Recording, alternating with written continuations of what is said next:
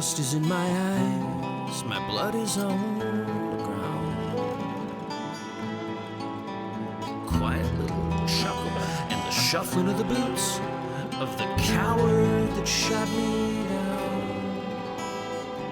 He turns toward the sunrise and I hear him softly say, I guess you've met your macho man as the colors fade to gray.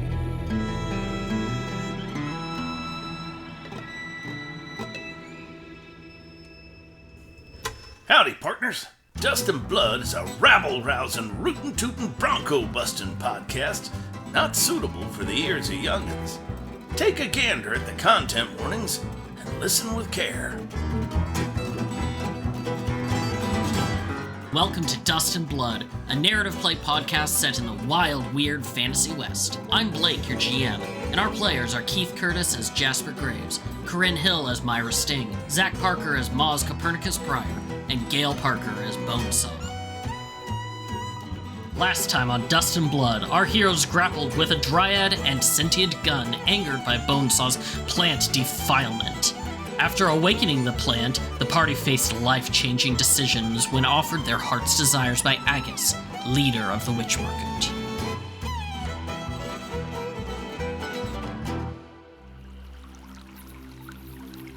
We come back, you all are outside, surrounded by that same level of twilight that has been here the entire time.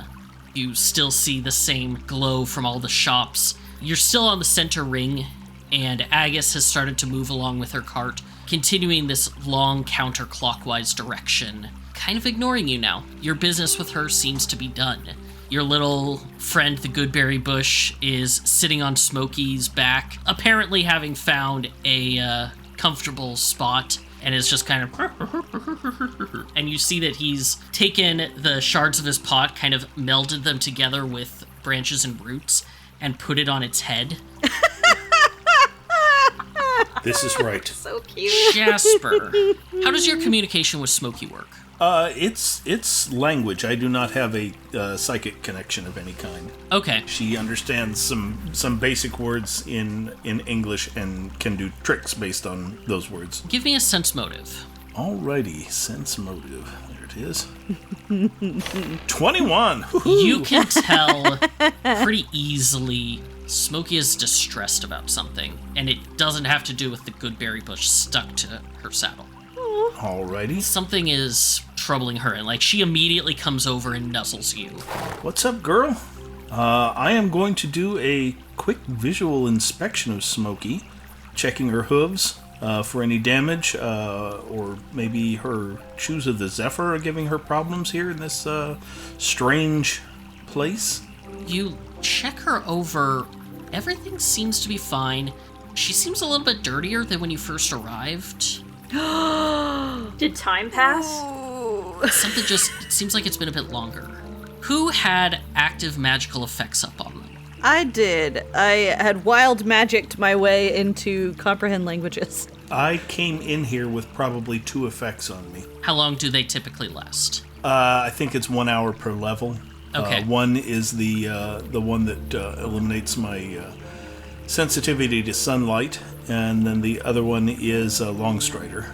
Both of those have faded. Okay. Mine is 10 minutes per level. That is definitely faded. Okay. And Bonesaw, your magic potions, do they lose their efficacy after 24 hours? I know that I prepare them in the mornings. Mm-hmm. Presumably, if I haven't prepared them again and it's been several mornings, then they would no longer be any good. Mm-hmm. Shit.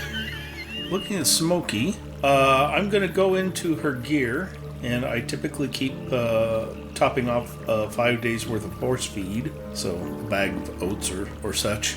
I say with my fantastic knowledge of real-world horses. You put hay in one end and you go miles. Yeah. But yeah, I'm going to see if she wants a feeding. She absolutely, as soon as you bring it out, just immediately is starting to eat it down and just go through it, giving happy little wickers. Oh, my goodness. Wow, that's quite the appetite. I don't think I've seen Smokey go after her hay quite that voraciously before. No, I'm wondering if... Now, you and me were a little bit different. You regular mortal folks, those of you who got functioning innards, are you guys particularly hungrier than normal? Both Myra and Moz, you feel exactly the same. In fact, when you guys came in, it was kind of later in the day. I don't even know if you guys had an evening supper when you came in. No, probably not. But you're not feeling hungry. You're not feeling any more hungry or thirsty than you did when you came in.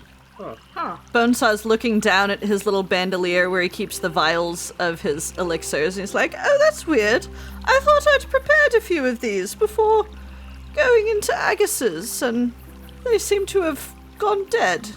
I don't know. We might be in a Rip Van Winkle type situation here. We might return to Albuquerque to find out that they have invented flying carriages pulled by flying horses. They keep promising those.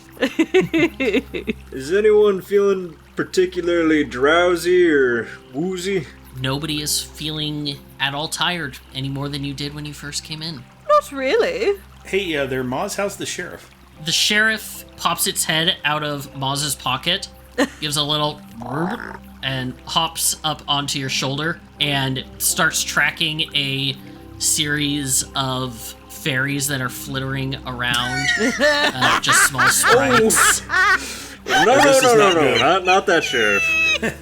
we'll find you something, but Frog Law guarantees me a fairy every week. We gotta find ourselves an inn and we gotta do it quick. Sheriff gets feisty when he's hungry. Well, maybe Reyes has food. Some bar nibbles? Yeah, I could go for that. That's a swell idea there. You do see that marquee in the distance for Ray's. You see that tall domed building off to your left a little bit. As you look around, you also see in the direction similar to the way that you had been coming is a large columned building, kind of stone Parthenon-looking place that hadn't really seen before.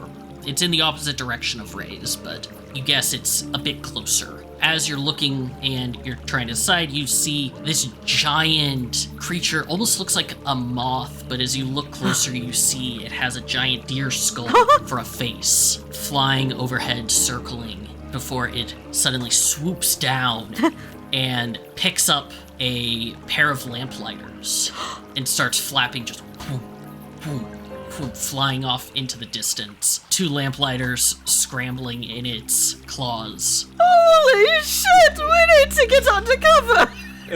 After a few moments, you all see a bright plume of fire come out from one of the lamplighters, and both are dropped as this moth creature gives an inhuman shriek of pain.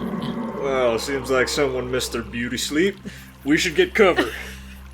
Let's stay away from those. Is anybody else in the market reacting to this? Nobody else in the market is reacting. You are on the inner ring, and the only person who's, like, inside the inner ring is Aggys, who's already halfway around the fountain. You don't know how, like, you guys were just standing there for a few seconds. Like, it's only been, a minute at most. And she's already halfway around the fountain. You know, maybe time is moving a lot more quickly here. We should get back out to the outer ring. Agreed. Ooh, you think it might have something to do with how far deep we are into the market? Let's discuss it further away, shall we?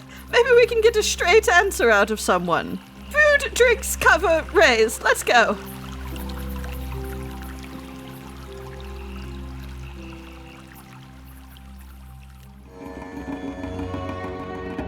Do you guys have a preference of how you get there? I think quickly is the watchword. Quickly, name of the game. Straight shot. Okay, give me a survival check, everybody. Okie dokie. To be clear, this is a group check, so one person failing won't sink you. Did I roll better than Jasper? What? Wow. Well, Wow. I rolled better than Jasper. I have a +2 if this counts as urban, or another +5 if this counts as tracking. Wow. I had a plus nothing and rolled a straight 19. That is excellent roll for everyone. All roll better. We're than killing Jasper. it. We're killing I it. rolled a natural 2. Yeah, that's You're kidding! A natural 2 and you still got an 18? yeah. This is wow. I had to roll a 19 to beat you. Let's go play hide and seek there, Mousy. Between all of you kind of making your way quickly and paying attention, there's a couple of times where it almost feels like you're about to lose sight of each other. And in fact, for a second, Jasper, you do lose sight of everybody except for the berry boy sitting up on top of Smokey. And that's the only way you know that you're going in the correct direction. But you all make your way further around. As you get parallel with that tall domed building, you see a bunch of people. You actually get a straight shot at the front, and it looks like this magnificent, beautiful theater entrance. Big torches on the outside, a literal red carpet rolling out the front. What appears to be a set of gavels crossed above the doorway. And you see what appears to be a very wealthy human dressed up in a beautiful 3-piece suit, long curled mustache, slicked down pomaded hair, accompanied by a couple of rather intimidating looking bodyguards going inside. But you continue on your way, and finally you find yourself outside of Ray's. It's the kind of place that feels more at home in an old-time, outside of Paris kind of tavern. Just this small, hole-in-the-wall place in the middle of this busy square. It has the marquee that you see has all of these little magical lamps around. A lovely little wooden door that occasionally some fey creatures come in and out of. Standing on either side of the door, on one side is a beautiful woman that is holding and eating an apple, wearing a long white dress, long red hair, her eyes glow blue, and what's most interesting is she appears, from the angle that she's looking at you, to have a foxtail. The other one looks almost like it could be her twin, albeit he is male. They both appear to have some sort of fungus growing on them, and when the woman turns around to answer the question of some fae coming out, you see her back appears to be completely hollow and made of wood. As you approach, the male says, welcome to Ray's. What can we do you for? Drinks! We need drinks. And maybe some food for our pets. We're not sure if we need it too. Or how long we've been here. If you're looking for food, looking for drink, you've come to the right place. Oh yes, my dear, you have. Welcome to Ray's, the best little drinking hole this side of Fairy. Have you all been here before? The first time. Nope, never been here before. Wonderful. And that will be 6 of you. Looks at Myra, Bonesaw, Jasper, Moz, the Goodberry Bush, and Smokey.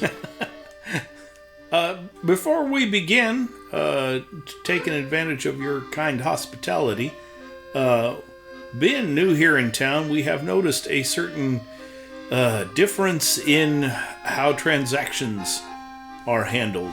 What sort of thing do you folks accept as payment for victuals and libations? Both of them grin this almost too large canine smile and say, well, the master of the house accepts all sorts of pieces of payment. Perhaps you're feeling a specific emotion that you want to give up.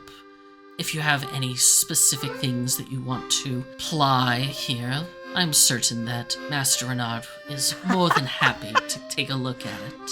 Oh yes, a good joke, a good practical joke. Some favors are always well looked after and well liked.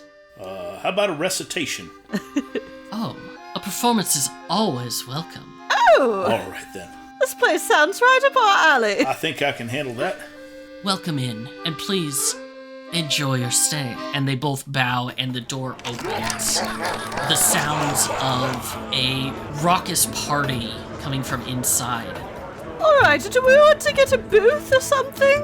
It sounded like he was inviting all of us in, including Barry and Smokey. The sheriff wants to sit at the bar. Alright. Eating peanuts. Maybe we start there. I feel like we have some things to talk about. Well, I'll go wherever the group goes.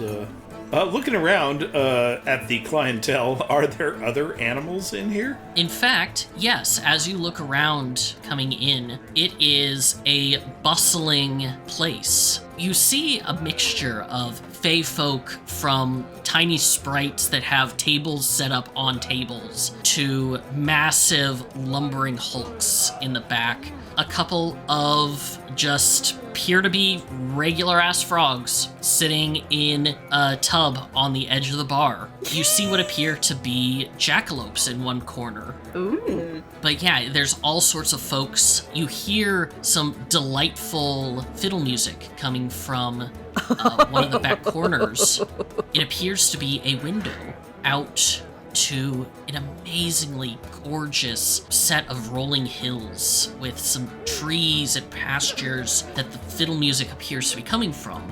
The door itself, you see, says, "Enter not, lest ye be a sailor, bachelor, or unwedded thee." This is above the door next to the window.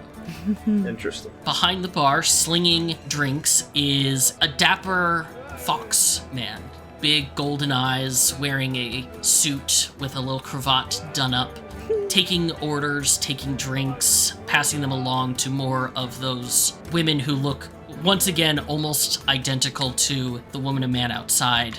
The open-backed dresses showing their wooden backs as they take drinks around. And as soon as you all enter and have taken the place, the foxman behind says, "Ah, more patrons, come, join us." Oh, wonderful. Do you have sort of a reverse tab situation set up where we could, like, do some performances and you could tell us how many drinks we get from that? He smiles and says, "Oh, you're looking to give us a performance, are you? That's wonderful. Absolutely. What are you looking to perform?" Well, this man's got the best book of plays you ever heard. Pretty handy with the fiddle. And like Moz said, he's great with the fiddle. I've got a sort of undulating blob thing that's very fun to look at. Goiter, show off. Bonesaw pokes Goiter until he comes out. Goiter comes up onto your neck, gives this big, like, fleshy yawn, and the glasses just come and poke out, and Renard gives this sharp bark of a laugh and says, "Oh, I love it. This is wonderful. Oh." Also, Myra's a fantastic sharpshooter and can do trick shots. Oh, trick shots. Yeah. Really? Shoot this out of the air. And he tosses a bottle up into the air. Oh shit. She takes Morning Glory and she's gonna fire Morning Glory for the first time ever. Oh. Go ahead and roll an attack.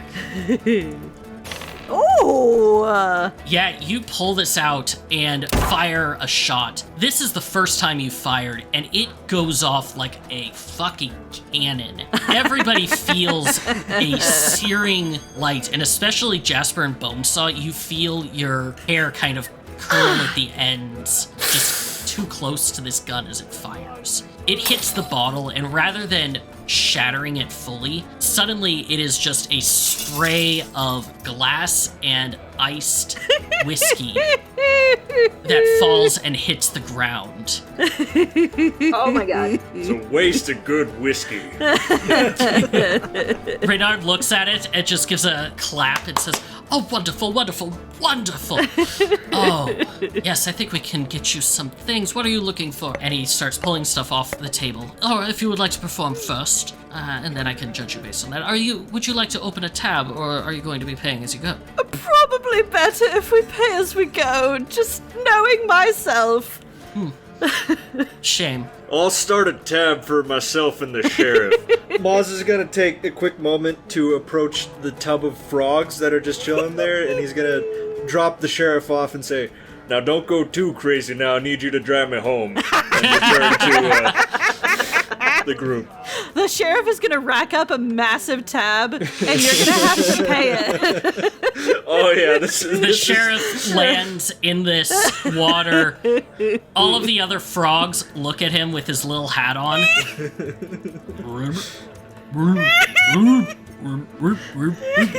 And they all just start ribbiting at each other. Apparently they're getting down to some sort of business. Oh no. It's the frog mafia. Best partner in crime there is. And then Renard, in the middle of talking to you, pulls another bottle down, shakes it up, takes a wine glass, holds it upside down, opens the bottle, and pours it so that it falls upwards into the glass. Swirls it around, sniffs it, and then passes it over to one of the servers who just walks by, grabs it, and starts taking it. Now, if you're looking for a stage, it's right over there across from the window. Don't go through that door if you value your life. Otherwise, enjoy. Let any of the servers know, and welcome to Reds. And he gives you a deep bow. Thank you. Jasper, do you want to go first? Yeah, I could. What do you think? You think something rousing, although it's a bit long? Something about love, or something about despair? Which do you think is least familiar to the Fae here? I feel like they're probably very excited by, like, weird mortal things they don't normally get to experience. Which is more like mundane things like doing taxes. Well, then, I think, although the one about despair might be a bit of a downer, it is about time. Ooh. Which is something that might not be within their experience. Yeah, sure. I'll go up. What does this stage look like? Honestly, it looks a bit like a karaoke bar in a kind of shitty dive bar. That kind of small wooden stage, just a little bit raised up. It's off to the side. There's a couple of what appear to be fish people sitting next to it, talking in a guttural language. One of the servers comes by, carrying what appears to be a cloud with a string wrapped around it, holds it over them, taps it with a hammer, and it thunders and starts raining down water on all of them. That's pretty cool. All right. Well, if there's the equivalent of an open mic, or if it's just a walk up and do sort of thing. It does seem like it's a walk up and do sort of thing. All right. I'll walk up on stage, say, good morning, afternoon, or evening, whatever it might be, gentlefolk. Oh, go Jasper! Jasper!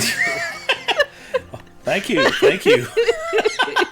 I'd like to do a fairly short piece, but it's an extremely mortal piece. So I hope you enjoy it. This is spoken by a man whose wife has just passed away, and all of his hopes and dreams have been crushed because he dared to try to flounce fate. And it starts off with a mournful dirge about time, and it begins, and he stands up straight. Tomorrow, and tomorrow, and tomorrow creeps in this petty pace from day to day to the last syllable of recorded time. And all our yesterdays have lighted fools the way to dusty death. Out, brief candle. Life's but a walking shadow, a poor player that struts and frets his hour upon the stage, and then is heard no more. It is a tale, told by an idiot, full of sound and fury, signifying nothing. He bows straight from the waist. Bonesaw claps uproariously. Oh, go Jasper! And then he seems to be overcome, like, he goes rigid and just kind of like stalks off stage without bending his knees. Several of the patrons of the bar clap and give a little bit of applause. Renard, you see behind the bar, looks over, gives you a little thumbs up from his paw as he continues to pour drinks. You notice that the Goodberry Bush took a seat at the bar and has a big jug of some sort of purple liquid in front of him. I love Barry. Jasper, how'd the bush pay for that? And Smokey is standing at the bar, and Renard keeps, stopping, looking, staring down Smokey, and then continuing on his way. And this has happened, just in the time that you've been there at least 4 times. Smokey just standing there staring at him. Okay, I have a feeling some sort of communication is going on there. But I will lean over to Moz and say, what I just did up there, whatever that buys, that'll go towards Barry. I ain't gonna eat or drink nothing while we're here. I ain't no idiot. Fair enough. Bonesaw's gonna slide onto the stool next to Barry and say, look, I know we didn't get off to the best start, and I'm not, should you really be drinking that? You're what, a couple minutes old? It turns its entire body in the chair. I'm really going to have to teach you another language. Or, maybe I could learn Leaf. Or whatever this is, He picks up the big barrel, turns it, and dumps it on you. Oh, no. Wow. Myra picks up the bush like a toddler and is like, okay.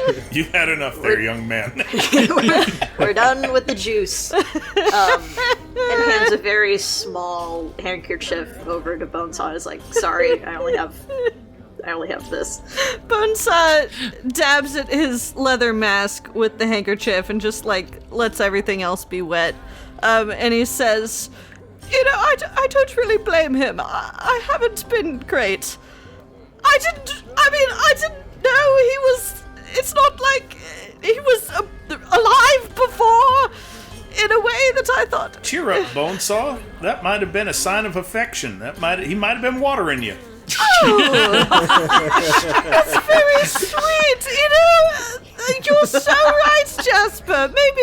Maybe when I reached out, he forgave all that, and we're off on a good foot now. Jasper says this from about 10 feet away out of the splash zone. The Goodberry Bush just... and kind of shuffles some of its red leaves at you, Myra. Oh, listen, we're friends. It's okay. We're gonna treat you much better now. And she kind of looks at the gun in her hand and kind of mutters, "Can you talk to him? Ooh. Maybe help us reassure him?" She's not sure if the gun can talk to anybody else but her, so she's investigating. I will try. Moment of absolute silence. I'm afraid most of the words that he says about the plant defiler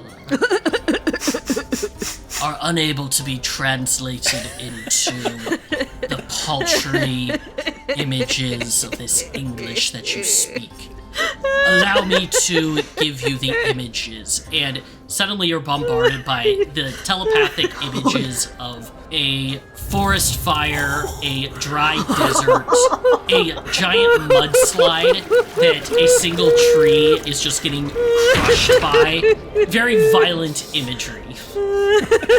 Myra blinks and goes, "Wow, that's really vivid language.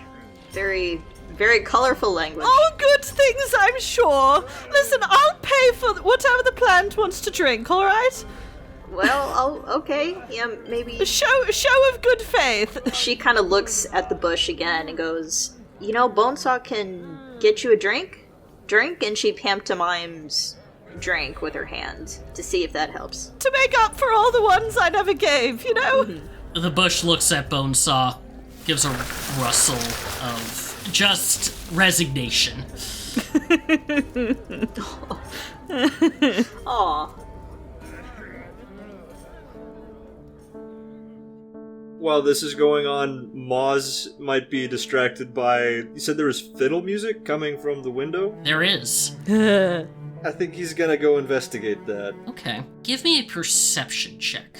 What would you say is, like, the quality of the music that's being produced? Is it nice? Could it use some work? Is it masterful? From what he can tell, it's amateurish, but in the way that is just impossibly endearing. And as he listens, it shifts from this very amateurish to very professional. This is some of the best fiddle music you've ever heard. We'll see about that. It reminds you of a time that is long past, and then it shifts again back to almost a chorus of fiddle music. Fiddles dueling together in this happy back and forth. And it keeps this shifting, constant changing, not really any song that you recognize, but one that touches somewhere deep in your soul. As you look out the window, you don't see anybody.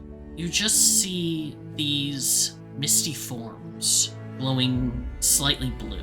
Does Moz reason that the music is coming from the misty forms? It does seem like it's coming from the misty forms. So outside the window, is that still part of the bar, or is this more on the street of the witch market? It does not look like it is part of the witch market. The witch market has constantly been in this twilight the entire time you've been there, and it's been foggy and city-esque. Looking out here, it looks like the rolling hills of Ireland on a beautiful sunny day, pastoral and peaceful, and the kind of place where you could go and lay down and just rest forever. How big is the window? It's like several bay windows to look out and see. Very large windows, enough to give a lot of coverage. Is it glass, or is it just open, like, panels? It appears to be some sort of glass that is incredibly clear. Definitely not any sort of leaded glass, and it is cleaned to perfection. I think that probably satiates Moz's curiosity. I'm not sure what he was expecting, but just because he's Moz, is there a method of closing the window? It does look like there's some shutters. Okay. Moz is gonna try and hinder the fiddle music from entering the bar so that it won't drown out his performance. So he'll put down the shutters. As soon as he touches the shutter, the entire room goes silent. Yep. Can never have a moment, can Well, you got their attention. Yeah, that's true. Woo, go Moz! When Bonesaw calls this out, every single eye in the place looks not at Moz, but at you, Bonesaw. Thank you. And there's this collective shh Sorry. at Bonesaw. And Renard puts a hand on your shoulder and says, "It's okay, lad, just give it a moment. We've got some folks coming in." The door opens, and in walks a man who is just dripping wet, dressed in an old United Kingdom naval uniform. Old man, looks like the kind of old salt who's been on the water for 50 years kind of guy. He stumbles in up to the bar and croaks out, water pouring out of his mouth, and he just says, "Give me a rum." And Renard wordlessly takes down a glass, pours a large cup of rum, sets it in front of the old salt, who just picks it up, downs it in one go, slams it down. Second, you see another man come in, same thing, dripping wet, carrying on his shoulder a life preserver. Says HMS Chersones. He stumbles in, sits down. "Rum. Give me a rum." And Renard pours it for him as well. Everybody in the bar is watching these men. A third man comes in. He appears to be Indian, not wearing the full British naval uniform, but the uniform of someone who would be down in the coal stokers area of a ship. He comes in, not soaked in water, but smoldering, and half of his face appears to be burned off.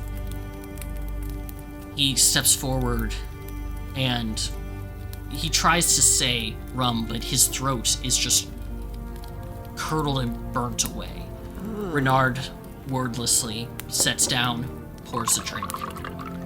Once all three of them have their drinks, they stand up, and arm in arm they walk and go to that door that you very much were told not to go through by the sign on it. And all three step through, and as soon as the door opens, there is this wash of calming, peaceful energy, of fiddle music that plays happy tunes of rest and calm. And as they begin to walk, you see they begin to dry up. The man carrying the life preserver sets it on the ground, breathing in a deep sigh of relief.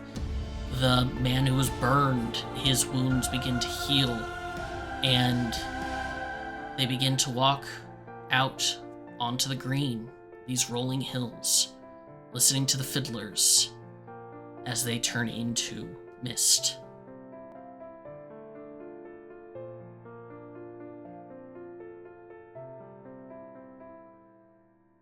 Well, I think I'd like to learn how to play a tune like that. Do wonders for Jasper. I have not spent 50 years at sea. I don't think I can go there. Oh, I'm sure it'll help you in one way or another. Almost as suddenly as it ended, the sounds begin to start up again. The fiddle music quiets down a little bit. You see the drips of water are still on the ground as one of the waiters goes and starts mopping it up. Renard holds out a hand and says, "Apologies for that. Now, I believe it's time for another performance." Suppose it's about my turn. Wonderful. Step up and let's hear what you can do. He's gonna pull out his fiddle. I think he's actually going to do a bardic performance, and he is going to fascinate the crowd. Oh. Jasper's going to glance nervously over his shoulder, remembering Moz's last public performance. I have a question about how the room is lit. Are those candlelit lanterns? They appear to be the same kind of magical lantern that was outside on the marquee. Just rather than flashing on and off, they produce a steady, warm tone. Moz will kick into a fairly jovial tune, but if you'll allow me, he's going to cast some illusion magic that will appear to be pulling flames from the candles, sort of mixing it into the center of the room above everyone's heads, and he'll create sort of like a stampede of different animals of fire, just running around in circles, jumping over the different patrons, going between people's legs. Dogs, cats, lions, more mythical things, a couple things from the fairy realm that we're seeing outside, but just giving everyone a good show. And I think he'll end with a flourish that will kind of dim the lights fairly substantially, but return them back to their normal lighting. Absolutely. So cool. You start pulling this performance, almost pulling this magic from the air itself. In a similar way that Bonesaw used the inherent magic of the Fey Market before, you do the same, pulling this in, not even needing to expend a spell slot to start creating all of these beautiful creatures running around, and every single person in the place, even the creatures that seem to be completely obsessed with whatever they're talking about, take pause and turn around and look at you as you're making this amazing performance. And at the end of it, there is just uproarious applause that you hear just an amazing amount of people cheering for you. Oh, Cowboys! Bravo! Bravo! Moz will give a low bow and move off the stage, going immediately towards the bar to grab a drink. Bonesaw covers him with one huge arm and leans in and says, "That was great, but we've really got to start saving you for last. How's Goiter supposed to follow that? You'll think of something, Bones. Maybe you'll treat Goiter a trick or two. All right, well, no time like the present. We're waiting for you with the drink when you're done. You can always take off your skin. Ooh. Oh, actually. Renard, as you come over, Moz pours you a glass of whiskey, and as he turns it, gives it a small flick, just enough to form an ice cube just out of thin air, just whoosh, that falls in, perfectly spiraled. It's a nice big chunky sphere of an ice cube. Oh. Now that's a drink. Thank you kindly. Quite worthy of it. Oh, don't look now, you're going to have a few people that are coming up to speak with you. And you turn, Moz, and you see across the room 2 different women looking at you. One is this tall, dark-haired woman, almost Greek complexion to her. Hair done up in a bun with tresses running down the sides. She's wearing a toga, and you see she has a small harp next to her. Oh. She looks like she's just giving a small smile. The other is a tall, pale-skinned woman wearing a long, flowing green dress, crimson hair that goes down to her waist, small pointed ears, and appears to have a crown of twigs on her head as she's looking at you with a wolfish grin. Well, seems unpopular with the ladies tonight. Bonesaw, you approach. What are you going to do? Bonesaw grabs a tall stool, slaps it in the center of the stage, pulls out Goiter and plops him on top with a big wet smack to get everyone's attention, and he says, I like to call this bit, What Can We Stuff in Goiter? I need some volunteers from the audience to offer up items of any sort, and we'll see if they can go in Goiter. I'll start. And he... This feels like animal abuse. Bonesaw will pull out a stick of dynamite, light it, let it fizzle halfway down, and then shove it in Goiter's mouth. Goiter takes it and kind of moves it around and then expands suddenly with a big poof. Wonderful, who's next? One of the fish people stands up and steps up and pulls out this giant lead weight. Looks to be about the size of your head, Bonesaw, and sets it down. All right, he's game, aren't you, Goiter? Go on. Goiter looks at it, looks at you, looks at it again, and just kind of wraps around it. And the fish person just gives a big clap. Suddenly, several are quite entranced by this very stupid trick and start coming forward to try and see what they can stick in him.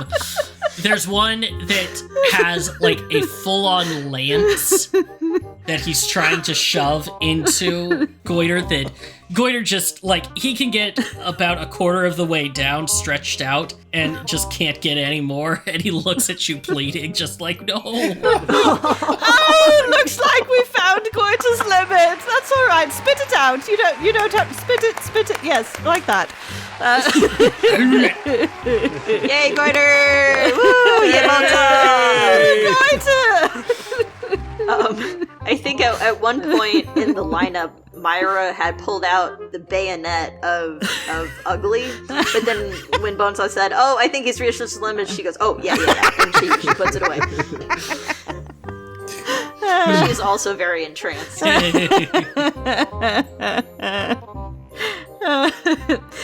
Bonesaw scoops up Goiter, gives him a little noogie, and says, "I'm going to get you so many chickens later. Thank you."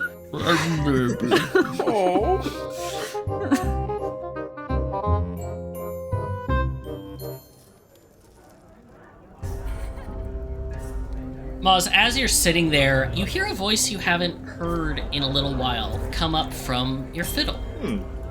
Hey, boss. Is now really the time? Can't you see I'm busy? Look, it'll be quick. What?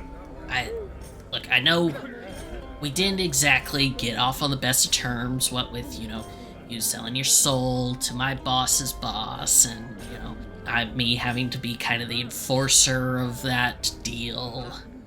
But, I just wanted to say,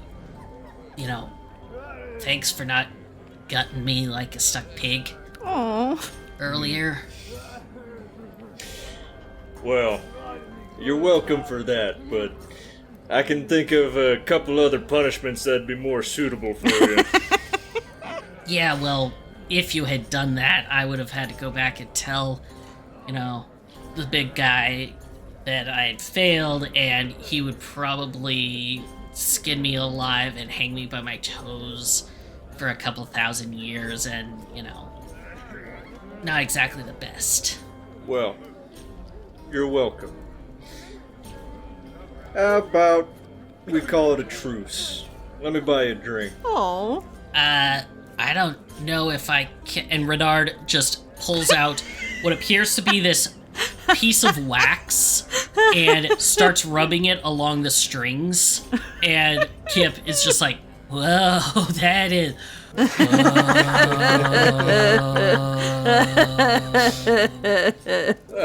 Just like completely zonked out immediately. Finally, some peace and quiet. About this time, Bonesaw, you finish up.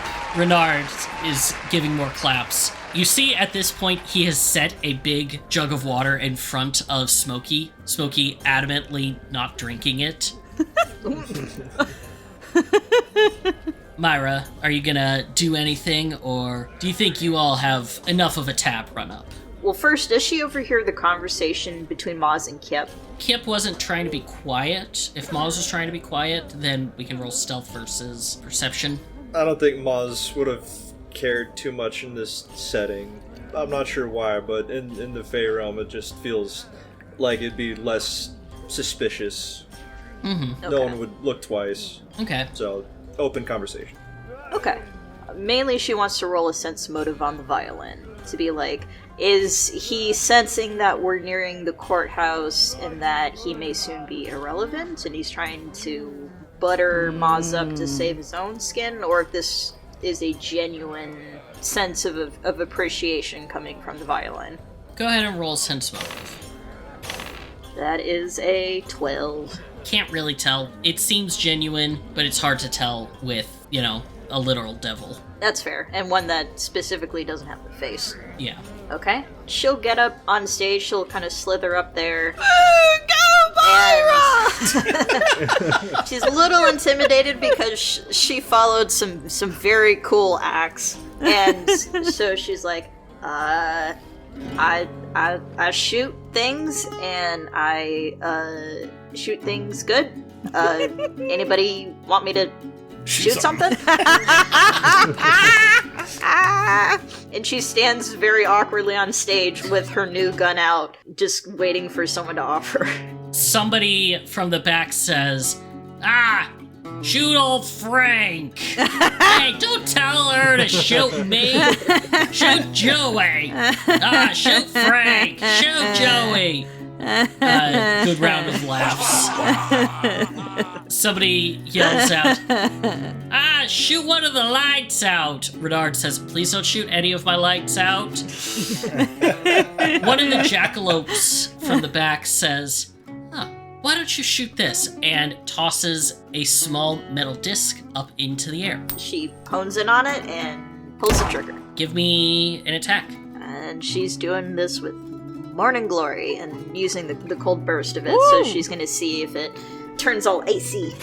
Awesome. Yeah, absolutely. You fire off and it's this same boom, kind of gives a blast out around you as the bolt comes out. And boom, hits it. Once in the air, this giant ice goes out. Second shot, boom, boom, turns it into this spinning ball of ice. It spins, lands on the ground, and just rolls back to the jackalope. And she gives a smile and a small salute. And you recognize that it is Helena, the jackalope Queen! that you met back when you fought the Jackalope Prince. Wow. Yeah. There's that callback. Seen her in ages. With this ice formed and broken, people start to give you the opportunity. A couple more trick shots. One person asks you to cut a playing card in half. One asks you to shoot a cigar out of his mouth. One person gives you a small silvered hand mirror, and you notice as they're handing it to you, they're not reflected in it. Oh, okay. They hand it to you and say, see if you can hit this, and holds a target up behind you for you to shoot over your shoulder at the target. She pulls a Captain Levi and aims it over her shoulder and just fires off a shot right into the target. Nice. She's having a blast with all of this. She's having a little too much fun. After a few shots, the people start to quiet down. Renard gives you all a smile and says, I think you've definitely earned yourselves a few drinks. Anything in particular you're looking for? I have, let's see. I just got in a wonderful shipment of some ciders, a little bit of mead from Sweden. I have some Dust of Nostalgia that I just got in. Absolutely wonderful if you're looking to reminisce. If you're hungry, I could give you some Memory of Feast on top of a little bit of whiskey. That's a good mixture. If you're looking for something a bit more exotic, and he pulls a bottle out and sets it on the table, and it has drawn on it, rather than just a simple picture or label or something, it's full on The Scream by Edvard Munch, which technically won't be drawn for another 20-some years, but it's on the label of this. And he says, trust me, this is for any of you that are truly adventurous. Bonesaw takes a bar napkin and scribbles something on it and passes it over and says, I don't suppose you have... Renard takes a look at this, gives a small whistle. One of the women walks over and he says, Sophie, can you go and get this from down in the basement? Special request. And he gives a little wink. She takes it and starts walking. Huh. How about for the rest of you? What are you looking for? What did Bonesaw get? Myra says, I'll have what he's having. Oh! That might have been a huge mistake, but she's going with it anyway. Dangerous waters. Okay. Renard gives a small nod and a small chuckle. Oh no. I never know what the bush is drinking. If I can get this damn horse to drink something, but... Put the bush on my tab. I'm not gonna take any libations at this moment in time. Sure. Oh, well, more for me. How about you, little guy? You look like you're in need of something. Who's the little guy? You. Looking at you, Moz. Now, what do you mean, little? Sorry, friend. You are a bit short, though. My type, though. Oh, you should get something that makes you tall, Moz. I don't think I'd fit in my clothes very well. Isn't that what all alcohol does? You did mention something, Dust of Nostalgia? Oh, yes. Why not give that one a try? He turns around and pulls out a little package, sets a little Nick and Nora glass, takes this little packet of powder, pours it out. It doesn't pour like dust. It seems to pour like a liquid as it falls into the glass. He picks it up and gives it a small flick, and the dust moves as if it were settled on top of a liquid, just flowing back and forth. Ooh. And he sets it down in front of you. Enjoy the trip down memory lane. Much appreciated. Moz will take a sip. Immediately as he takes the sip, Moz, you are thrown back and have this delightful feel of the good old days. Times when you were struggling to make ends meet with your mom, but everyone in the family gathered around in your little home, sharing a meal. Times when, after you all were grown up, after you were attending the governor's ball and had a delicious meal and everything just seemed right and you all were on top of the world. And it just feels happy, but melancholy. That long-lost feeling of this is how it used to be and things could be better. Those halcyonic days. Oh, I think I quite like this drink. Not a big fan of the aftertaste, however. Aw. There's only one cure for that. And he pours more of it in. Moz will indicate to just keep it coming.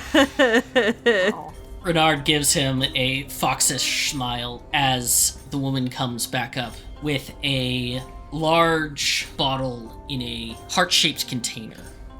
She passes it over to Renard, who takes the bottle, pops the cork on it, and pours 2 red wine glasses. The liquid, it kind of glorps out as it comes out. Very much a flow and stop, kind of ketchup-like. Oh, you're not selling me on this drink. You gotta shake it first, otherwise it comes out watery. And he passes one to each of you and says, "Drink up. Hope you enjoy."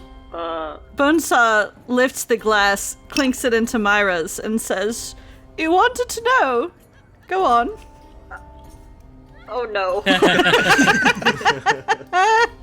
Myra looks at Bonesaw with a very concerned look, looks down at the ketchup in the wine glass, and says, "I was hoping you could tell me, and then I could try it."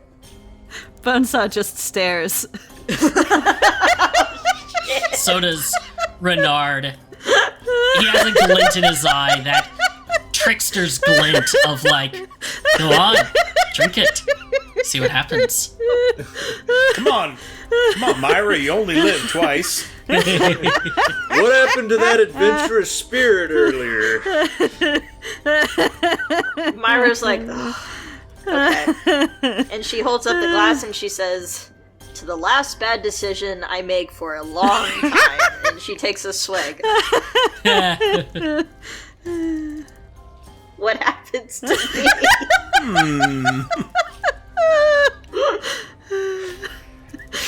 Myra, you remember a day that actually has been on your mind a little bit in recent days, because it was the memory that was taken from you by West Glen. Shooting bullets with your dad, him teaching you how to shoot, and your mom coming out on the stoop calling you both in for dinner. As you and your pa slither up the steps, your ma leans down, gives you a kiss on the forehead, and says, "Oh, little Sting, I saw how you and your pa were doing. You're getting to be quite a good shot with that." And she licks her thumb and rubs a little bit of schmutz off of your face. Did you see? Yes. It took me a while, but I finally got the one that was way, way, way, way out there. You're doing absolutely fantastic. I am so, so proud of you. And she just pulls you into a hug. And you remember this so much, this hug of just pure radiating warmth, that your mom is so proud of you and she just loves you so much. And this hug that seems to go to eternity, you don't really remember the rest of the night, whatever, until your mom is tucking you in and she has finished reading you some Aesop's fable, and she gives you another hug and just wraps you in this and says, "Little Sting, I am so, so proud of you. You are going to grow up to do amazing things." and you just feel yourself suffused with this maternal love as it begins to fade, and you come back to sitting at the bar, having just taken a sip of mother's love. Oh my god. Myra, her eyes start to well up and a few tears fall, and she looks over at Bonesaw and is like, I'm so sorry. I don't know what... Is she still... And she goes silent. Bonesaw hasn't drunk his yet. He's just got the glass sitting in front of him and he's sort of toying with it. And he doesn't answer the question Myra asked, but he says, Aggys's price for mine was memories of my mother. Oof.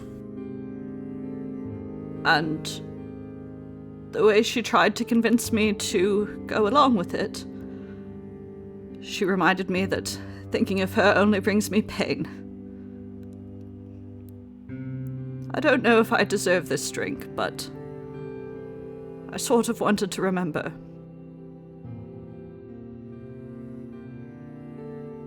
I put my hand on Bonesaw's shoulder and say, my price was forgetting all of you. And I wasn't going to be having with that. You chose to remember us? What was she offering? It's just my heart's desire, that's all. Jasper.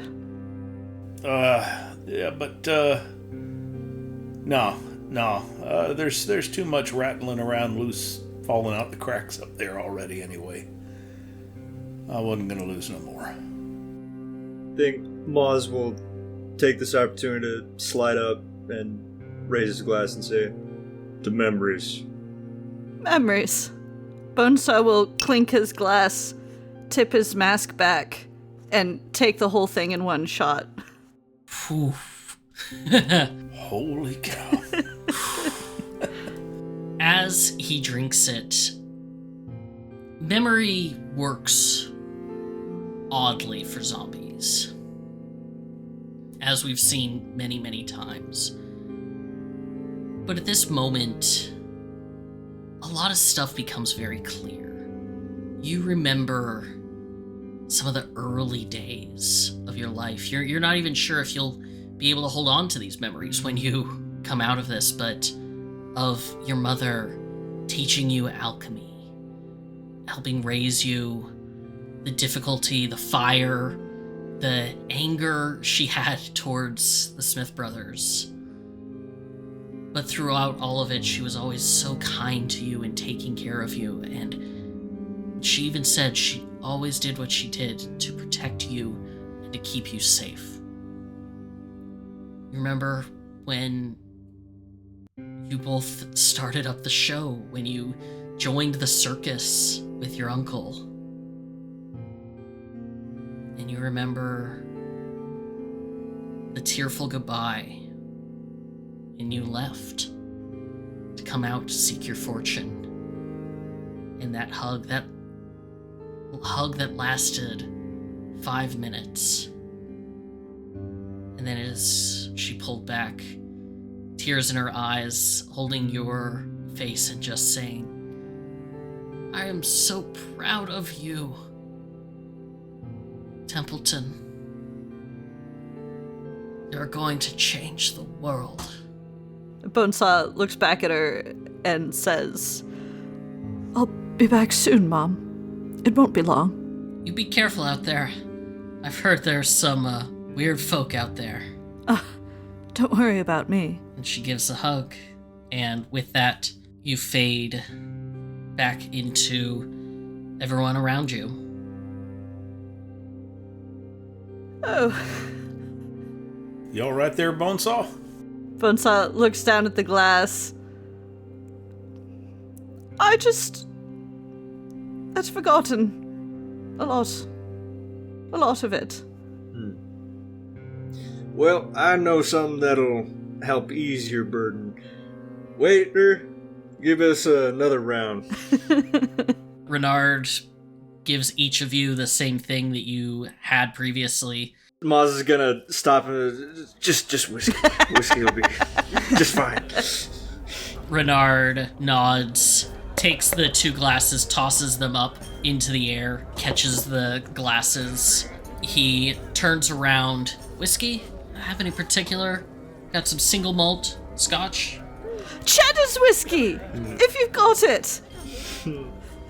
I've never tried it, but Moz says it's the best. Moz is gonna look at the bartender and kind of pull him to the side. Renard allows himself to be pulled, kind of gives a nod and says, am I guessing right on that? Original recipe, nothing extra. Understood.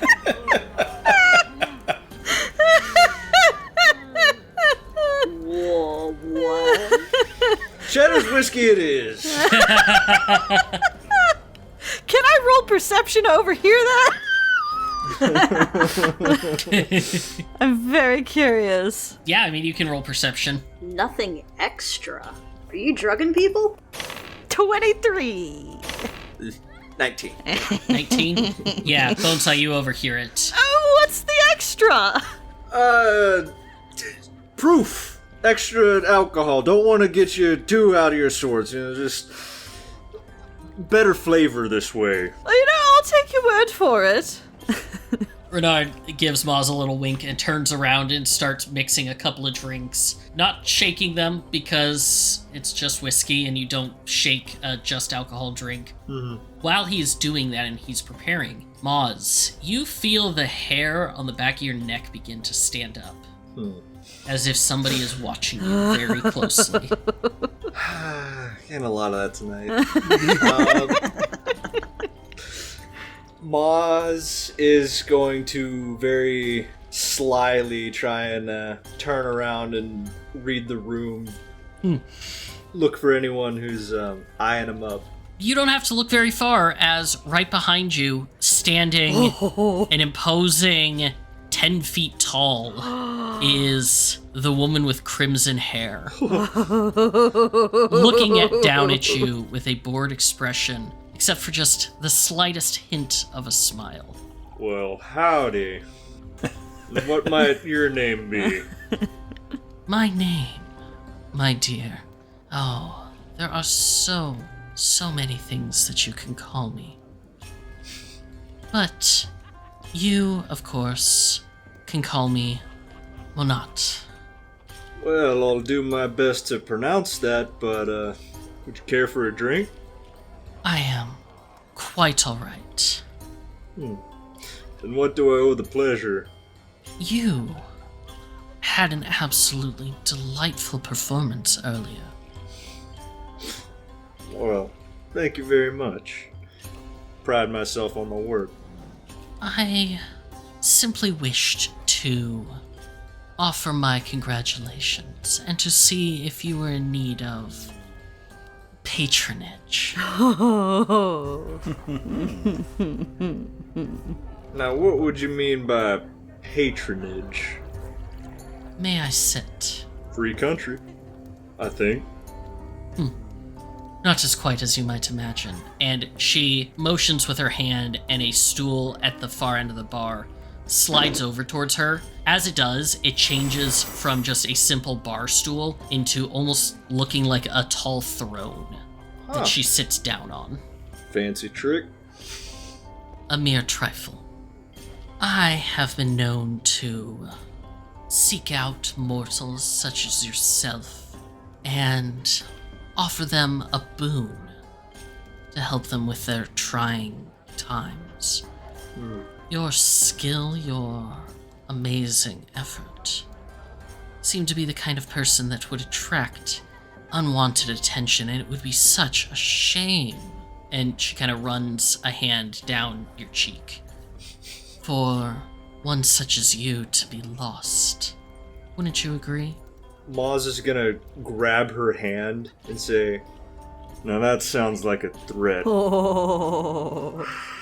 Her eyes flash red as you say this and grab her. But she calms down and says, "It is no threat, my dear little fiddler. Merely an observation, and knowledge that I want to protect your skills." Moz will let go of her hand. "And what do you want in return?" Very little. I would simply ask that you dedicate performances to me, that you proclaim anytime you use my boon to better yourself, and to spread word of your gracious patron through the mortal realm. Now, how would I spread the good word of a noble patron if I know nothing about her? Tell me about yourself. I believe that you ask quite a few many questions. Forgive me, but I like to know who I go into business before I sign any contracts. One too many mistakes. That does make sense, but this is no contract, as those boorish devils would call it. Merely an agreement between one who enjoys beautiful music and one who enjoys creating it. I'll say below 10. I'll agree. Above 11. I'll say no. 50-50. Why not? Okay. Moz is drunk. He's made worse decisions. The dice have spoken! That is a nat fucking one! This is the best idea ever. You know, you're making a lot of sense to me. I accept your deal. Now, that sounds wonderful. I offer you one of two options. And she extends a hand, and in it you see a small token, could be stuck to your fiddle. It actually looks embossed like her face. Very similar to the Witch Market coin. But rather than the silver of the coin, it is made out of this beautiful gold that shimmers as it turns. Okay. And she says, "This would make you an even greater musician than you are. And this," and she extends her right hand and says, "This is a simple shake of the hand that would allow you to recall certain spells after you have cast them." Ooh. Moz will shake her hand and say, "You have quite a way with words." You shake the hand and she holds it. You feel this golden glow start to emanate from you and pass into her, and she just smiles wide and says, "Wonderful. Thank you, my little fiddler." The glow fades, and she leans down and gives you a kiss on the forehead. "Go forward and proclaim my name, my little mozzarella Copernicus Prior." Ooh. Now, why does everyone call me a little? Come on!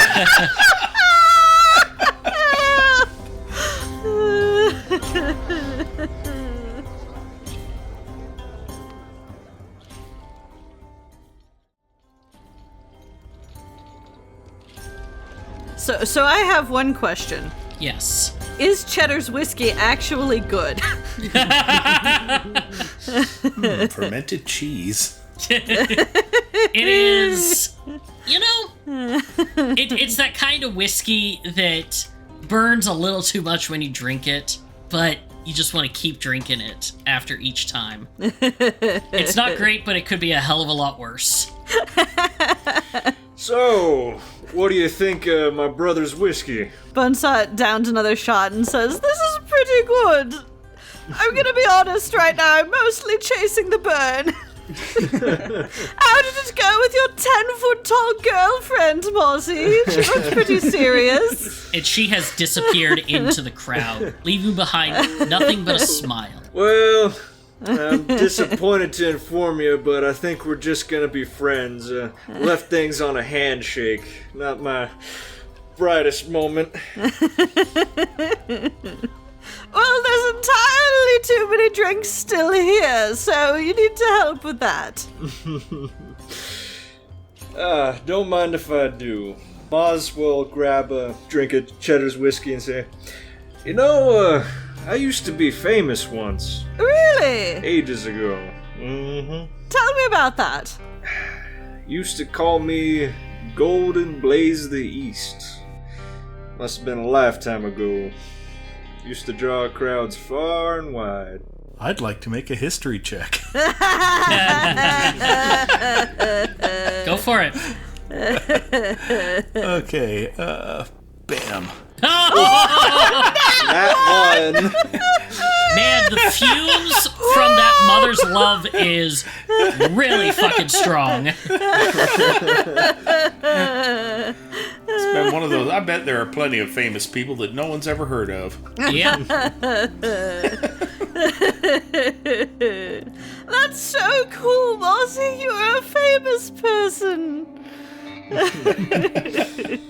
I always thought I'd get there eventually, but you know, still on the road, still doing it. That's what you got me for, Bones. Just give it a couple more months, and I'm sure we'll be pulling more crowds than anyone left in this here rotten country. Yeah. Now that we're all liquored up, except, you know, Jasper, you can join us anytime. No thanks. I think I'll stay dry and unensorcelled. I want to know what Aggys offered everybody. Whew. I know, it's a big question, but Yeah, it's a I'd bonding say night. so. We're bonding. And I have a sort of a confession to make, actually. I didn't take it. I mean, I think I actually was the one who maybe brought us here. Aggys said some things I didn't mean to. But I did. Unintentionally. Because I was worried that I thought you all might leave me. What would make you think that, Bones? What wouldn't? Oh. How long you been carrying that around there, Bones? Ever since we met. I mean, I suppose I don't see why you'd want to stay.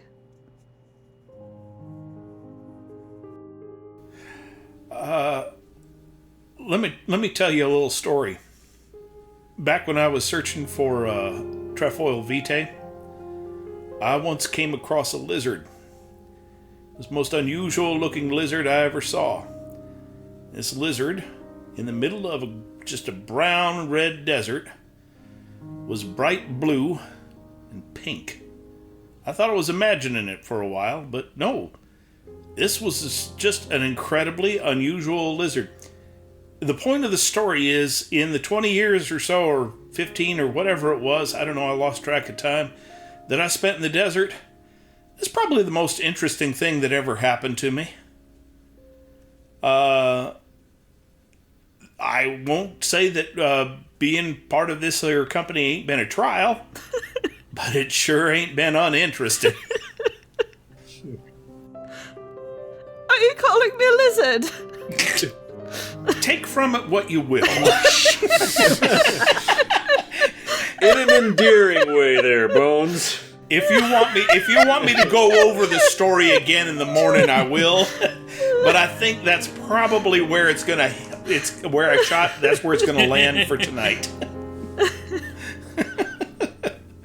If it means anything, Bonesaw, and she puts a hand on his shoulder, I know you've probably have had a hard time with other folks, but we're not like other folks.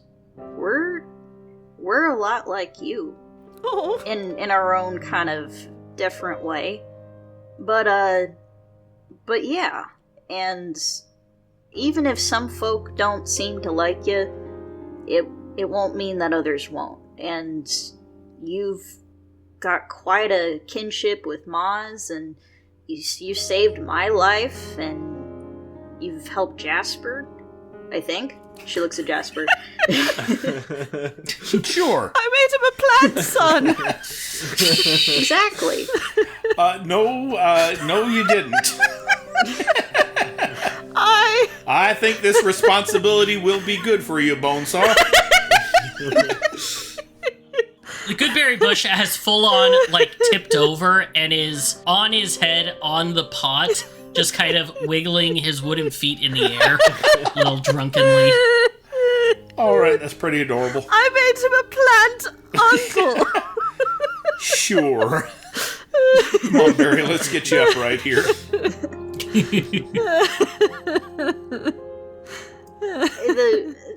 The main point is just that we're all kind of a bit of misfits, and we all kind of ended up where we are, and we know that it's better to just do it together. And she raises her glass. Misfits, I like that. Misfits. The undead, ratty, snaky, gun-slinging, potion-making, rootin'-tootin' misfits. We'll work on it. There's something in there. We're not sure what. Well, thank you, Myra. He leans in a little bit and says, between you and me, I thought that was better than the lizard speech.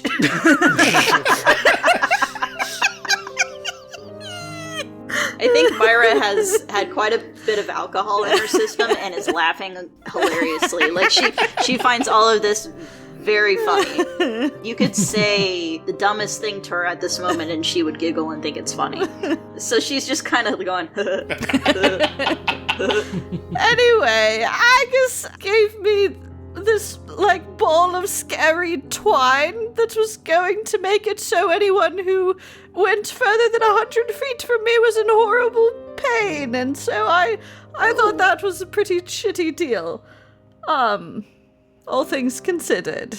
Thank you for not taking that deal. Thank you for not. Yeah, thank you. I appreciate it. I like you a lot more. Well, cheers then to not taking deals. Did anyone take theirs? Do we need to be concerned? Nope. I sent that old hag packing. No, I was offered a shortcut to finding that pocket watch that I've been looking for. And it would have given me significant advantages along that line. But I'll achieve it on my own. Well, no, take that back. I'll achieve it with my friends. Oh. Yeah. That lady offered me a way out of my contract. What? You didn't take it? Jehoshaphat! She can do that? Well, hold on. What was the price? Not worth it. We have a decent way of getting out of my contract right here. Moz will present the paper of Westglen's lawyer and say, I couldn't give up when we're this close. Just get myself in another mess of agreements and downsides. And Moz looks back for the tall lady and says, Yeah, she's fully gone. maybe I'm falling on old habits. That deal seemed less extreme to me. Well, good on you. I'm sure the lawyer will work out. How about you, Myra? Well, I have a few enemies, and she kind of looks at Bonesaw to see if he notes what she had told him a while ago about her being in the business of running people off land. Bonesaw picks up on the Lurker and says, oh, from your bad old day. Oh, from before. Yeah. And things that I don't know. Nobody Yeah, when I knows was- when I was don't, really- Never mind. Bonesaw Yeah. takes another drink. Bonesaw, master of subtlety. She goes, yeah, there's some people I pissed off. I don't quite remember who, but apparently they're coming for me. But honestly, it's been a while coming, so I'm overdue for this. Well, they can fucking try. You've got friends now. She looks at all three of them and she says, to be honest, because I don't remember who's after me, I'm honestly giving you an out, because if it turns out that the person coming after me is, well, really big and powerful, then you don't have to be pulled into that. If it's just someone who is pissed off about, some shitty action I did, that's something I can handle with them. But if it gets to be in way too deep, I don't want you guys getting hurt. You're talking absolute horseshit, Myra. If we have to, we can all run away together. You seem to forget that we pissed off the Blackburns, the Pinkertons, the Railroad, just about everyone who's got money in these parts, so I don't think you gotta be worrying about big and powerful people. We got your back. She nods and goes, okay. Yeah, how bad could they be? Oh, do not ask that question.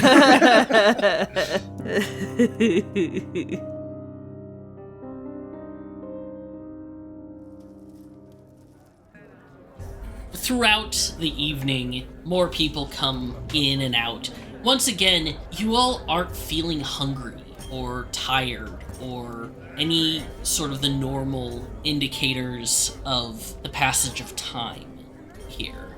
So you can stay here as long as you want, talking, reminiscing. Renard will occasionally come and check on you, see if you need anything else to drink.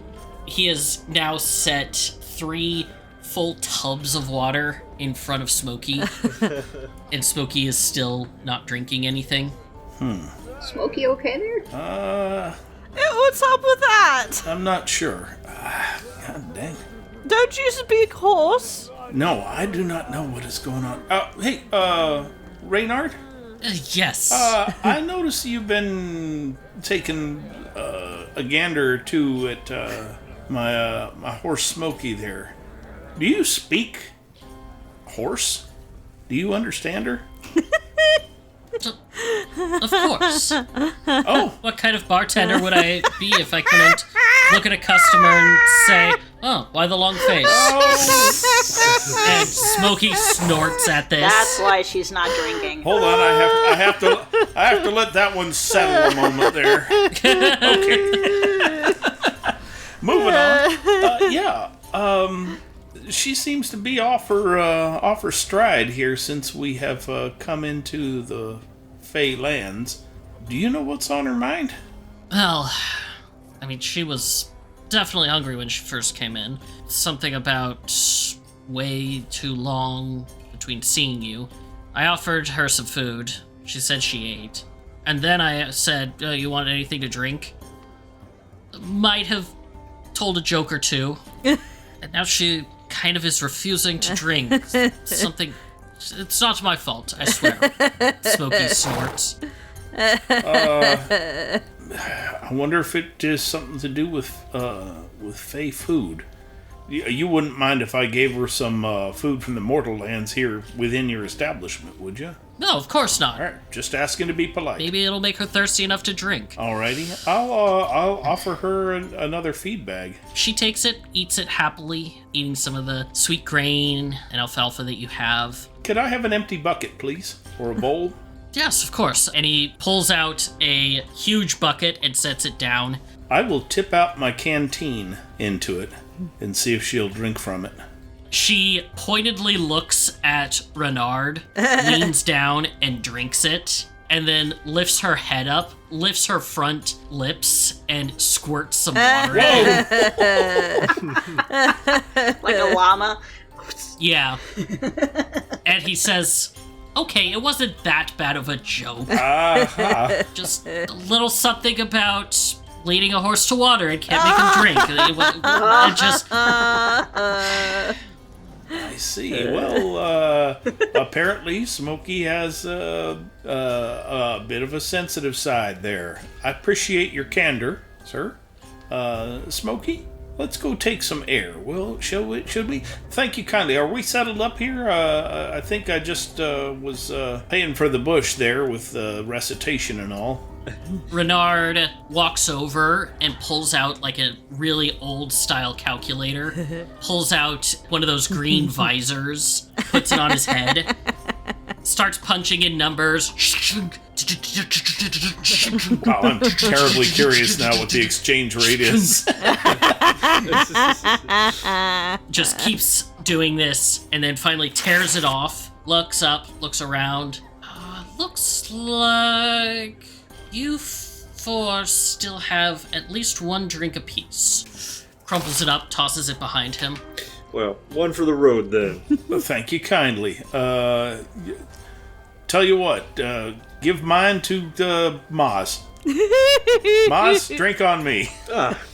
Thank you, Jasper. Is Moz your favorite? Is that why you chose him? No, it's just I think that Moz has more capacity than anybody else.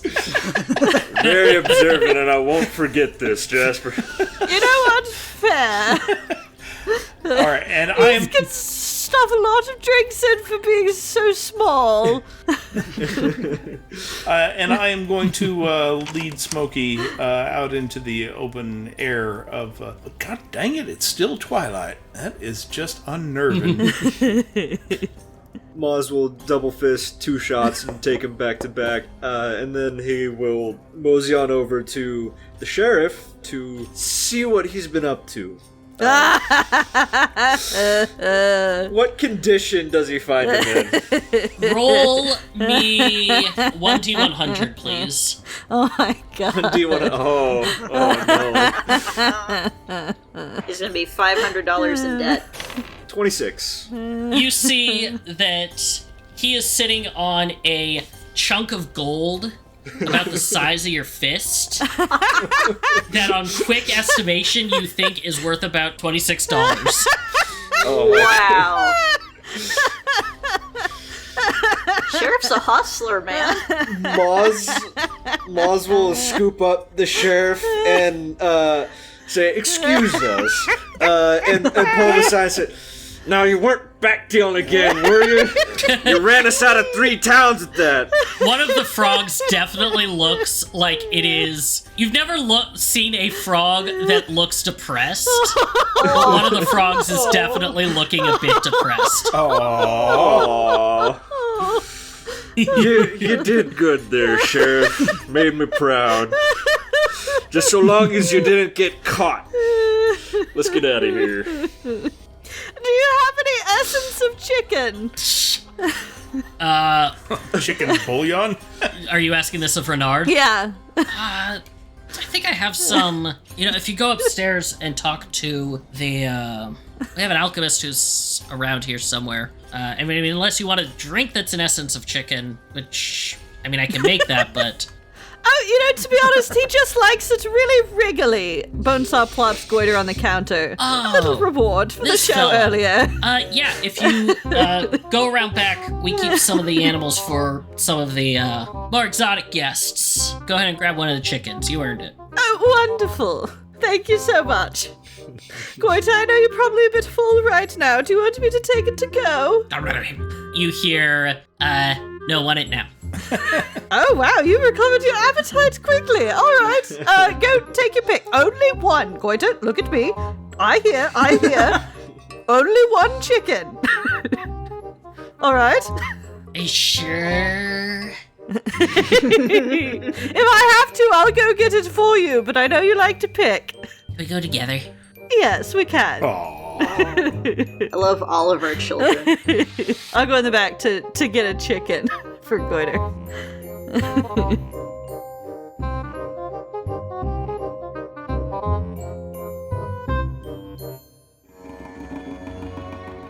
you go out, you're gonna find a chicken. A couple of minutes later, Bonesaw returns. Do you all go out to join Jasper out front? Yeah. All right. What do you guys want to do next? You can see the Clocktower pretty close. That tall building off in the distance, the domed building. Now that you spotted it, you can actually tell where that weird columned building was. Are we feeling tired? Once again, you guys aren't feeling tired. You're not sure how much time has gone by, but fatigue hasn't really set in. Well, friends, I'm afeard that either when we get back, 20 years will have passed or no time at all. Time seems to be put on its head here. That's an excellent point. We should leave. We should go now. It's about time we wrapped things up. We still got stuff we gotta... Yeah, we gotta meet with the lawyer. Why? Yeah, we gotta talk to the lawyer folk. Right. Lawyer, then we'll head out. Sure. Yeah, that sounds good. With a healthy sway to his gait, Moz will proclaim, "I think I'm ready to sign some contracts." Attaboy. Should have made that last cup of coffee. Well, this is gonna go swimmingly.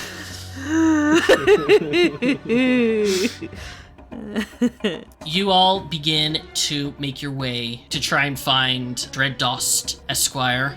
As you all approach the Clocktower, it is this beautiful, intricately made clock tower.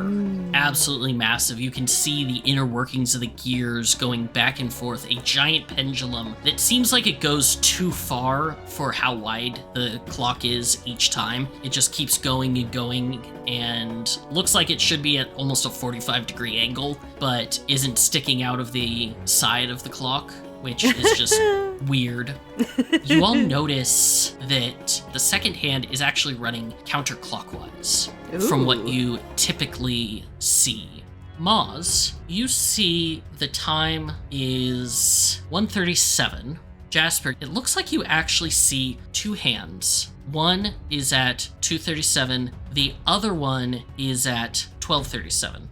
Myra, you see one hand that is at 12:37.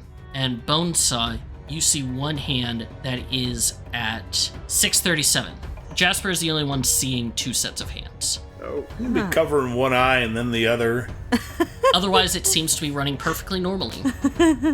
That is an unusual looking clock. Can anybody read the time on that? It's got way too many. How do you mean? It's 6:37. What? No, it's 12:37. Oh, it's 2:30. I think Moz is having difficulty reading the clock because his vision is doubled. Yeah, I think it's about time we had another drink. It's a perfectly ordinary pair of clocks. What do you mean pair? I see enough hands to make it 12:37 and 2:37. You didn't even have any drinks. And that second hand appears to be sweeping backwards. Huh. And everybody does see it going counterclockwise, so.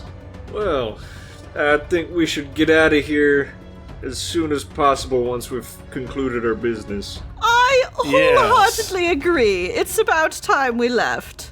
Got back to the mortal realm, you know. Yeah, I agree. Let's go find the lawyer. You all look around a little bit. Moz, you, as you're holding the card, feel it kind of start to tug as if there was a stiff wind, though the fog is not disturbed in any way by any such wind, pointing you towards a small wooden door off to the side. I think we gotta go this way. Moz will approach the wooden door. Printed on a small metal plaque, it says Dred Dost, Esquire. And underneath it, it says same thing in a couple of different scripts. You see Cyrillic, Arabic, the Sylvan script, the Draconic language, several different languages. Moz will take longer than ordinary to read the English translation and eventually just push his way through the door. Inside, it's the intersection of lavishly mediocre. Like, it looks very plain, but everything about it is very expensive. Like, it has very rich-looking leather seats that are just not very well decorated. The wooden end table is absolutely gorgeous ebony wood, but is just not decorated very nicely. It's a weird disconnect of very expensive and very utilitarian. I'd like to speak with my lawyer. A small pixie pops up, flies over, and says, "Yes! Oh! What is your name?" Moz. Moz, do you have an appointment? Moz will look at his wrist, which does not possess a watch, and say, "No." We were recommended by Wesklin. Oh, yes, of course. My apologies. Come. All of you come in. Would you care for anything to drink? I could perhaps, I could get some water. Whiskey on the rocks, if you have it. Yes, of course. I'll be right back with that. And she flits over, and you see a small desk that's her size sitting on a little shelf. She flies over to it, opens a small door behind it, and goes inside. And you hear some clattering of glasses as she settles. Everybody give me a perception check. 24. 28. Natural 20 from Moz. Oh, look at Moz. The eagle eyes of looking through those beer goggles. With double vision, I can see twice as good.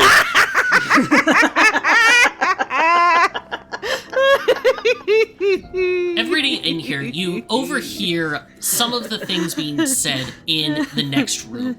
A deep, kind of gravelly voice saying, "Well, as I discussed with you many, many times, you technically made the offer for the firstborn after the devil did. However, that doesn't mean we don't have a case, because she made the contract with you after fully knowing that she owed it. I think we're going to be able to do this. Mr. Dred, your next appointment has arrived." "Oh, yes. Thank you. I appreciate it. Go ahead and head back in, Mimsy, and I'll take care of in just a minute." Mimsy! Yes, sir. Mimsy the Boragove. Moz, with a nat 20, something doesn't feel right. You don't know what it is. It's not something you were looking for, but something isn't there. Something's missing. Something is wrong in this room. Okay. Moz will keep it to himself, but he'll blearily look around the room. Nothing seems to be out of place, but there is Oh my definitely... god, he has a law degree from Harvard. I'm doomed. Actually, you do see hanging up on the wall a framed diploma that says Oxford University. Oh. After a minute, Mimsy comes flying back in, carrying a glass that is taller than her and kind of balancing it, barely able to keep it steady. Definitely spills a few drips as she flies down and sets it in front of Moz and says, Mr. Dost will be with you in just a second, sir. Let me know if you need anything else. Well, thank you for the beverage. Of course. Like the way you do business. Of course, we always aim to please, especially those who come so highly recommended. Ain't that the truth? And Moz will down the whiskey in one gulp. You see Mimsy just gets a little bit shaky when you do this. It's just, oh, would you like another? No, I think we reached the limit for tonight. Oh, thank goodness. I mean, Thank you, Mimsy. yes. Mr. Dost will be right with you. And she gives a little bow and flies up and sits at her desk.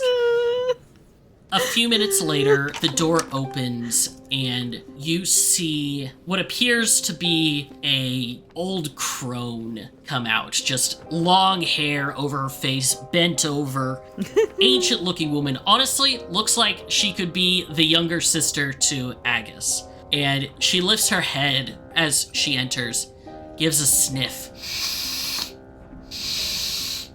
Good evening, children.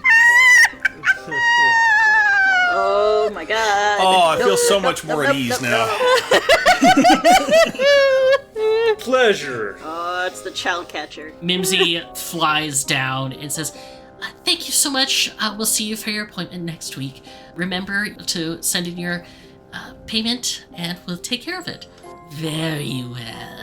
Good day, my little morsels. Bonesaw pops up and opens the door for her, bowing a little bit, and says, good day to you, my lady. What a polite young person who knows where their place is. Delicious little boy. And she pats Bonesaw on the cheek and steps outside. You all hear calling from inside the office. Come in, come in. Moz will stumble into the office. Sitting behind a tall desk is probably somebody you were not necessarily expecting to see.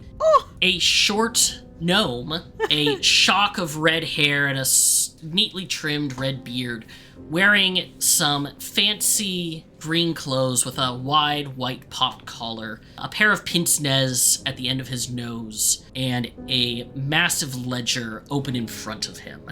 He has a small quill pen next to him that is just constantly writing and taking notes as he speaks to it. And along the back, you see a plethora of books. Everything from Common Law of England, 1825 to 1830. You see laws passed in the Underdark, 1630 to present. You see Dragonlands, and that's all it says on it, just Dragonlands. And then Devil Contracts 1.1.3 through 1.1.275 that take up most of the rest of that wall. Wow. That's kind of depressing. He sits, crosses his fingers, steeples them a little, and says, "Now, I believe we have a discussion on our hands. And with that, we're going to end our session. Yay! Except Oh. outside of Dred Dost's door, stepping out of the shadows, munching on an apple, watching the door, a slight smirk on his face. Jack Spring Oh, the fucker's back. Yes. smiles. And that's where we're ending our session. Oh, no. Oh my goodness. Dust and Blood is a Rolling Path production featuring Corinne Hill as Myra Sting, Blake Alfson as our GM, Zach Parker as Moz Copernicus Pryor, Keith Curtis as Jasper Graves, and myself, Gail Parker as Bonesaw. Our theme song is Dust and Blood by Arne Parrott, and other music throughout this recording is provided by Kevin Macleod, Tabletop Audio, Dark Fantasy Studios, and the Desperados 3 original game soundtrack by Filippo Beck Peccoz. Transcripts, detailed sound credits, and more can be found on our website at DustAndBloodPod.com. You can follow us on X and Facebook at DustAndBloodPod, or support us through our Patreon at Dust and Blood, where you can join our community Discord and get perks like our behind-the-scenes discussion show, The Roundup. We're so grateful for the support of our fans, people like Sleeve McDykel, Miss Blevins, Haas, and Highland. Dust and Blood releases monthly on the 1st, and our next episode is coming at you on March 1st. Content warnings can be found in every episode description, and we hope you enjoy exploring this fantasy western with us. Thanks for listening. My eyes shoot open to the early morning sun. I feel that aching, pounding, poking of a bullet in my lung. The skinny ceiling bones crunch, and I feel that wretched ancient something drag me up to face that coward son of a gun. His face grows wide as he fumbles for his holster. I feel the lead pierce my shoulder, neck, and chest. I scream that I have died 100 times and lived 1,000 years, and I'll be damned if a boy like you's gonna be the best. Yes, I'll be damned if a boy like you is gonna be the best. Sorry, I'm editing this text because I genuinely didn't think you were going to take this deal. I genuinely didn't expect to get a natural one, so we're all surprised. The dice have spoken.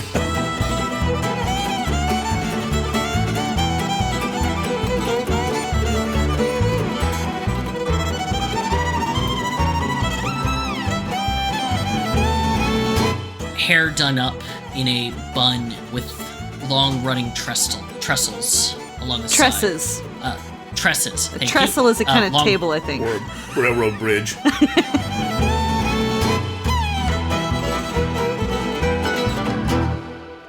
This is what ADHD does to me. I go down these fucking rabbit holes of like, ooh, what's something fun I can put in Rays? Ooh, I remember Fiddler's Green. Let's look up Fiddler's Green. Oh, this is cool history. I can add all these details.